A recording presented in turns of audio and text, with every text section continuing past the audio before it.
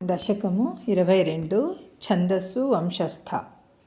అజామిలో నామ మహీసురః పురాచరన్ విభో ధర్మపథాన్ గృహాశ్రమీ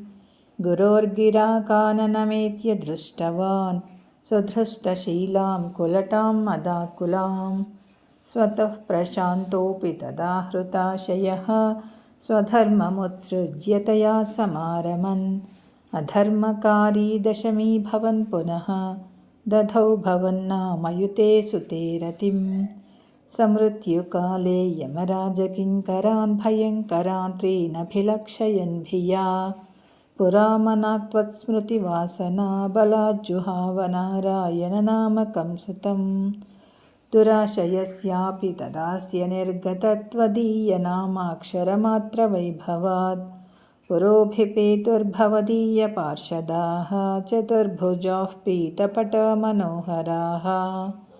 అముంచ సంపాస్య వికర్షతో భటాన్ విముంచతేత్యారురుదుర్బలాదమీ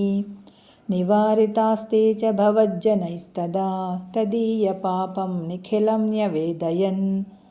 భవంతు పాపాని కథంతు నిష్కృతే కృతేపి భో దండనమస్తి పండితాః న నిష్కృతిః కిం విదితా భవాదృశాం ఇతి ప్రభో త్వత్పురుషా బభాషిరే శృతిస్మృతిభ్యాం విహితా వ్రతాదయో పునంతి పాపన్నలునంతి వాసనాం అనంతసేవాతు నికృంతతి ద్వయీం ఇతి ప్రభో త్వత్పురుషా బభాషిరే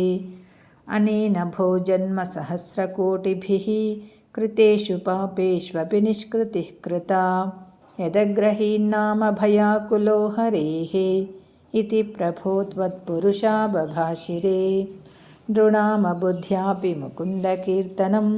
దహత్యఘౌఘాన్ మహిమాస్య తాదృశో యథాగ్నిరేధాంసి యథౌషధం గదాన్ ఇతి ప్రభో త్వత్పురుషా బభాషిరే ఇతి రితైర్యామ్య భటైరపాశ్రితే భవద్భటానాంచ గణేతి రోహితే భవత్స్మృతిం కంచన కాలమాచరన్ భవత్పదం ప్రాప్తి భవద్భటైరసౌ స్వకింకరావేదన శంకితో యమః త్వదంఘ్రిభక్తేషు న గమ్యతామితి స్వకీయభృత్యానసి శిక్షదుచ్చకైః సదేవ వాతాలయనాథ పాహి మాం. నారాయణ అఖిలగురు భగవన్నమస్తే. శ్రీహరయే నమః.